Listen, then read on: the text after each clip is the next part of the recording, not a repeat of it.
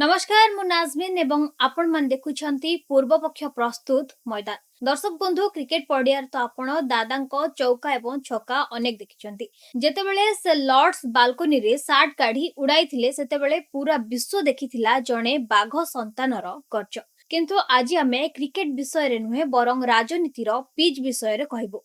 पश्चिम बंगर महाराजा सौरभ गांगुली कौन एबे राजनैतिक बैटिंग पाई मैदान को ओह्लाउछंती। बहुत दिन चलीथिबा एही सस्पेंस उपरे एबे परदा हटिबाकु जाउछि। कोन वास्तव में भारतीय जनता पार्टी गोटी चालना रे सफल हेबो? कोन सौरभ गांगुली हेबे बीजेपी रो बेंगल टाइगर? आज एही स्पेशल रिपोर्ट रे आमे एहार प्रतिटी दिग को विश्लेषण करिबा। दर्शक बंधु, पश्चिम बंगर राजनीति सबु बेले उष्म रहे, किंतु जेते बेले सौरभ गांगुली ना एथिरे जोड़ी हुए सेते बेले तापमात्रा शिखर रे पहुंची जाए। बीजेपी पाई बंगला रे जणे भूमिपुत्र बा जणे दमदार चेहरा आवश्यकता अछि जे ममता बनर्जी को कड़ा टक्कर दे परिबो। सौरभ गांगुली केवल जणे खेलाड़ी नुहति, से होउछंती प्रतिटी बंगालींको भावना।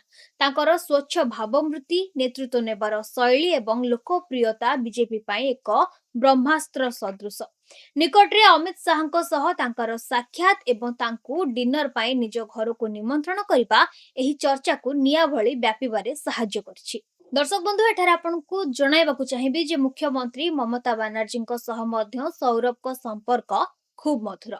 दीदी सौरभ को खूब सम्मान करती। तेबे प्रश्न उठुछि, जदि सौरभ बीजेपी रे जोग दियंती तेबे एहा कोन ममता पई एक बड़ धरणर धोखा हेबो? राजनीतिक विश्लेषक माने कहउछंती बीजेपी एबे बेंगली अस्मिता बा बंगाली गौरव को नहीं कार्ड खेलुछि। से माने जानती जे ममता को हराइबा को हेले जणे एमिति व्यक्तित्व दरकार जहांको बंगलार प्रतिटी घर निजर भाबी थाए। आउ सौरभ गांगुली ठारू बड़ चेहरा आउ किए ही पारे। किंतु सौरभ गांगुली पाई एही निष्पत्ति एते सहज नुहे। किंतु काहेकि? प्रथम हेला परिचय। सौरभ जणे विश्वस्तरीय आइकन। राजनीतिर पंकरे गोड़ रखिले तांकर स्वच्छ भावमृति उपरे कादुओ छिटिकबार भय रही। द्वितीय हेला निरपेक्षता। जणे क्रिकेट प्रशासक भावे से सबु बेले निरपेक्ष रहिबाकू चाहती। तृतीय हेउछि व्यक्तिगत कारण। तांकर स्वास्थ्य एवं परिवार मध्य एक बड़ कारण होई पारे। तेबे गोटिए कथा स्पष्ट जे बीजेपी तांकू मुख्यमंत्री प्रार्थी किंबा एक बड़ पदवीर प्रलोभन देउछि। काश्मीर हेउ किंबा कन्याकुमारी, बीजेपी एबे प्रतिटी राज्य रे एमिति आइकन को निज आड़कू टाणी आनुछि। जदि आमे इतिहास को देखिबा, क्रिकेटरक राजनीति यात्रा सबु बेले रोमांचकर रहिछि।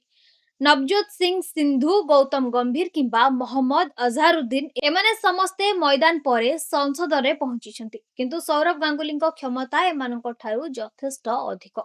से जदि बीजेपी रो हाथ धरती तेबे पश्चिम बंगर राजनीतिक समीकरण पूरा बदली जिवो। बंधुगण, सौरभ गांगुली कौन करिवे ताहा तो केवल से निजे जानिछंती। किंतु वर्तमान रो स्थिति देखिले मने होछि जे दादा एबे क्षेत्र प्रस्तुत करूछंती। बंगला निर्वाचन पूर्वरु एही बड़ विस्फोरण राज्य राजनीति को केउ मोड़ देबो ताहा देखिबाकू बाकी रहिला। आपनको कौन लागुछि? सौरभ गांगुली कौन बीजेपी रे जोग देबा उचित ना तांकू राजनीतिरु दूरे रहबा उचित? हमको कमेंट करी निश्चय जणांतु। आज पई एतिकी, पुणी देखाबा एक नुआ विश्लेषण सह। अधिक खबर पई हम चैनल को लाइक सब्सक्राइब करंतु एवं वीडियो को बंधु मानक सहित अधिक रु अधिक शेयर करंतु। रहउछि, धन्यवाद।